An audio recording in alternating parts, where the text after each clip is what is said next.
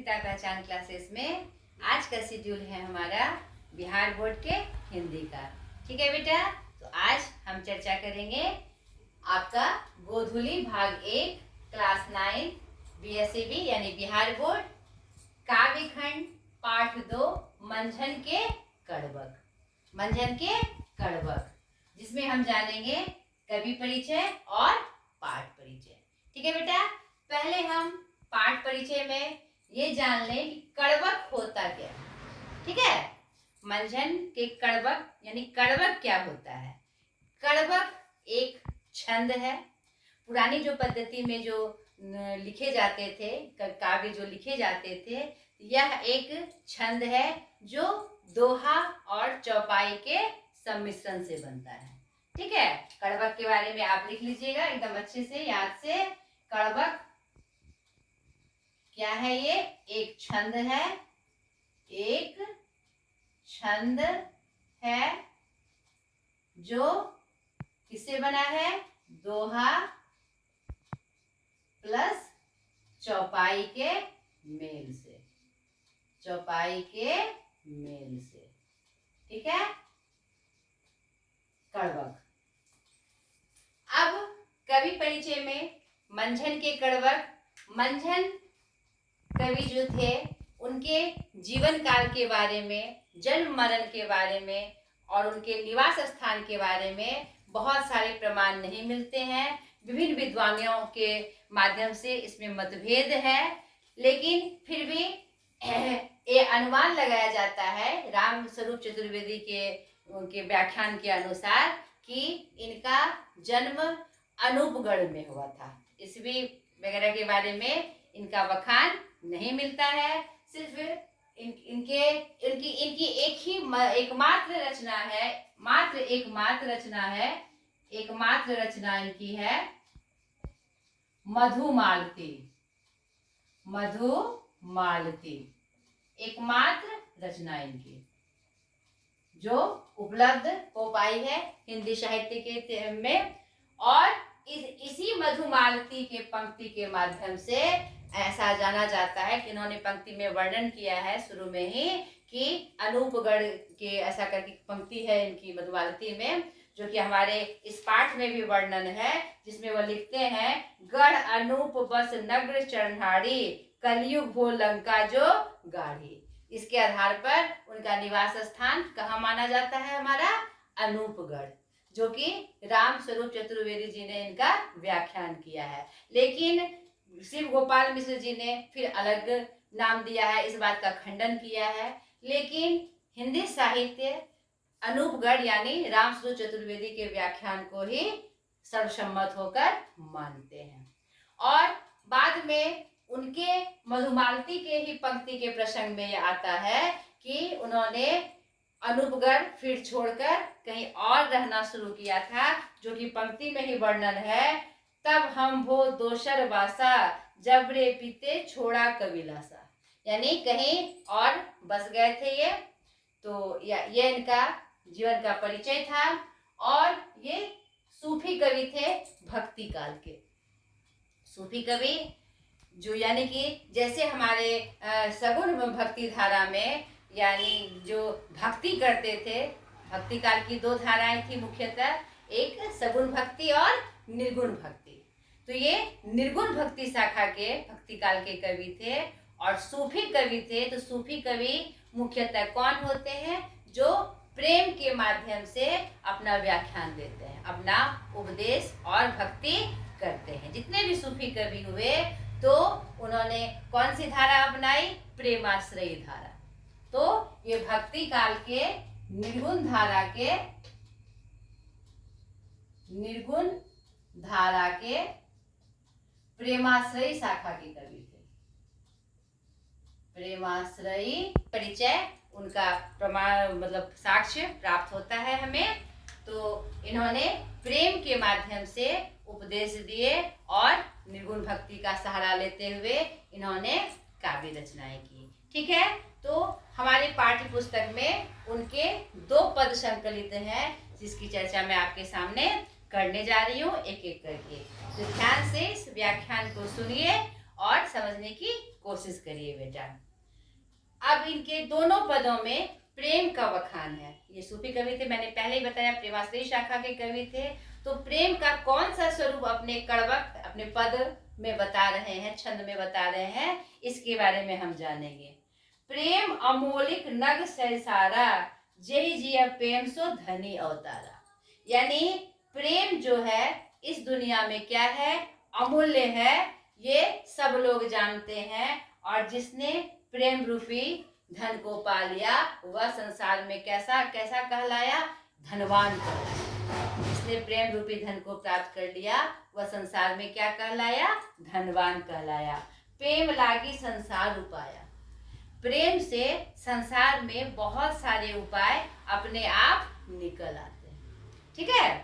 प्रेम गहा विधि प्रगट आवा। और देखिए इनकी पंक्ति में, छोटी छोटी पंक्ति में, छंद में कितना मतलब व्याख्यान जो है कितना बड़ा और कितना अद्भुत है। प्रेम गहा विधि प्रगट आवा। प्रेम के वशीभूत होकर खुद विधि, विधि यानी विधाता, भगवान भी खुद प्रकट होकर खींचे चले आते हैं प्रेम के वश में होकर। अगर प्रेम के रूप में हम उनकी भक्ति करते रहे लगातार सच्चे प्रेम के रूप में, तो वो भगवान भी प्रकट होकर हमारे सामने भागे चले आते हैं। प्रेम ज्योति सम सृष्टि अंजोरा। इस पृथ्वी पर जो जो हमारी पृथ्वी प्रकाशवान है, हमारी पृथ्वी में जो प्रकाश फैला हुआ है वह किससे फैला हुआ है, प्रेम की ज्योति के कारण, प्रेम के कारण। यानी संसार में जो सुख है, ज्योति मतलब ज्योति किसका प्रतीक होता है, सुख का, समृद्धि का। यानी दुनिया में जो ये सुख है, समृद्धि है, उसका माध्यम कौन है, प्रेम है। दोसर ना पाओ प्रेम कर जोड़ा। दूसरा ऐसा कोई तथ्य नहीं है, कोई साधन नहीं है जो प्रेम के बराबर खड़ा रह सके। ठीक है, बड़ी अच्छी पंक्ति। बिरला कोई जाके सिरु भागा। और आगे की पंक्ति में क्या कह रहे हैं हमारे मंजन कवि, कोई बिरला ही है, कोई स्पेशल पर्सन ही होता है जिसके भाग्य में प्रेम होता है। यानी इस प्रेम रूपी धन को जो पाता है वह स्पेशल पर्सन होता है, सबके भाग्य में यह नहीं होता है। सो पावे यह प्रेम सुहागु। वह कोई बिरला ही है, कोई बहुत बड़ा आदमी है, या कोई स्पेशल पर्सन नहीं है जो इस प्रेम रूपी सुहाग को भाग्य से प्राप्त करता है। ठीक है बेटा। सबद उच्च चारियों जुग बाजा, प्रेम पंथ सिर दई सो राजा। पूरे जग में यह मचा हुआ है, शोर मचा, बाजा बजा हुआ है, मतलब शोर मचा हुआ है कि प्रेम पथ पर जिसने अपना सर दिया, यानी प्रेम पथ पे, सही प्रेम के पथ पे जो चला, वह आगे चलकर क्या हो गया, राजा हो गया।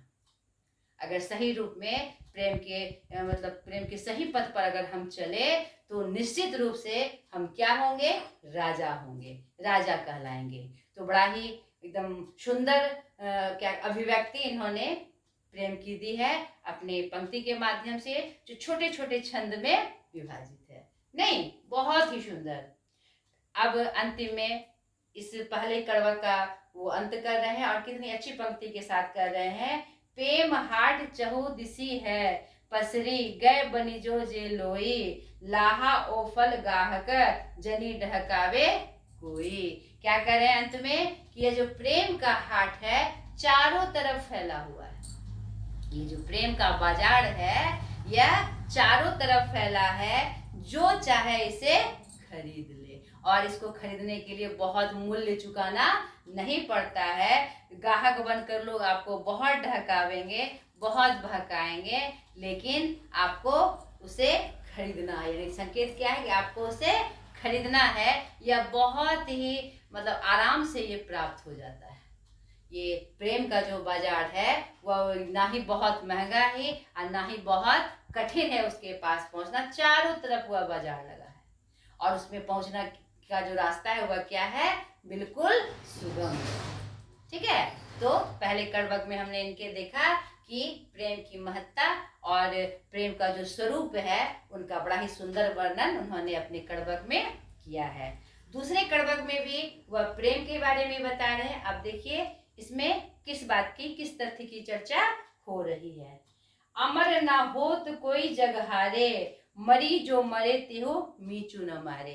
कह रहा है अमर ना होत कोई जग हारे, कोई हार कर इस जग में अमर नहीं होता।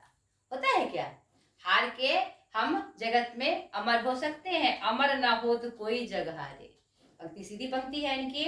मरी जो मरे तेहु मीचू न मारे। एक बार जो मर गया उसे फिर दोबारा कोई क्या मार सकता है?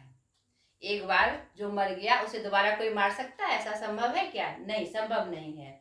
प्रेम के आगे सही जे आचा, सो जग जन्मे काल स्यों बाचा। जिसने प्रेम के आगे अपना रास्ता खोल लिया, प्रेम में मगन हो गए, उन पे किसी प्रकार की कोई आंच नहीं आ सकती। ऊपर के कड़बक में उन्होंने प्रेम की महत्ता बताई और इस कड़बक में वो क्या बता रहे हैं? जिसने इस पथ पर चलना शुरू किया, प्रेम के पथ पर चलना शुरू किया, उनको क्या प्राप्त हो सकता है, उन्हें क्या मिल सकता है। तो जो इसमें पहुंचेंगे उन्हें किसी का भी आंच नहीं आ सकती, उसका कोई भी बाल बांका नहीं कर सकता, थोड़ा सा भी उसका नुकसान कोई नहीं कर सकता। सो जग जनमी काल स्यों वाचा। वह इस जन्म में, इस जग में जन्म लेकर भी क्या हो जाता है? अमर हो जाता है। कौन? जो प्रेम के पथ पर सही रूप से चलता है। प्रेम सरनी जे आपो उबारा, सो न मरे काहू कर मारा। जो व्यक्ति प्रेम की शरण में आ गए उसका सोचिए उद्धार हो गया, उबर गया, वो हर चीज से क्या हो गया? ऊपर उठ गया। वो जो प्रेम की शरण में आ गया वह क्या हो गया? हर तरह से ऊपर उठ गया और सब चीज से उबर गया। वो उसके सामने अब कोई भी परेशानियां नहीं रहती है। वह किसी के मारने से मर ही नहीं सकता। उसको मारने के लिए 100 बार सबको सोचना होगा, वह किसी के मारने से मर ही नहीं सकता। एक बार जो मरी जियो पावे, काल बहुरीतिये नियर नावे। एक बार जो मरकर जीव गया, मर के जीना किसे कहते हैं? यानी कि यह इस मार्ग पे चलने में बहुत सारी बातें आपको सुनाई जाएगी, लोग आपको बहकाएंगे, यह मार्ग सही नहीं है, यह मार्ग बहुत कठिन है, यह सरल नहीं है, इस पे क्यों चल रहे हो, बेकार ही चल रहे हो, यह सही नहीं है। लेकिन सच्चा प्रेमी, जो सच्चा प्रेम का समर्थक होता है, वो सबकी बिना बातों को परवाह किए अगर उस पर चल गया तो वह क्या होता है? जी उठता है। हर तरह से क्या होता है? वह जी उठता है। काल बहु तेरी नियर नावे। उसके बाद उसके सामने काल भी भूल रूप से नहीं आते। अगर जिस पथ पे चल के जो आगे बढ़ के वह जी गया हर तरह से, तो काल भी उसके सामने नहीं आते हैं। मृत्यु का फल अमृत हो गया, नीचे अंबर ताही के गया। क्या कह रहा है? कि अब उसके लिए क्या हो जाता है? मृत्यु भी उसके लिए क्या हो जाती है? अमृत हो जाती है। नहीं, मृत्यु अमृत कैसे हो जाती है भाई? ये क्या बात कह दी कवि ने? यानी जब उसका अंत समय आता है तो वह इतना प्रसिद्धि पा लेता है अपने नाम से, अपने इस प्रेम के पथ, सच्चे प्रेम पथ पर चल के उसकी इतनी जय जयकार हो जाती है कि जब उसका मरणासन का समय आता है तो लोग उसकी जय जयकार करते हैं। इसी को तो अमर होना कहते हैं।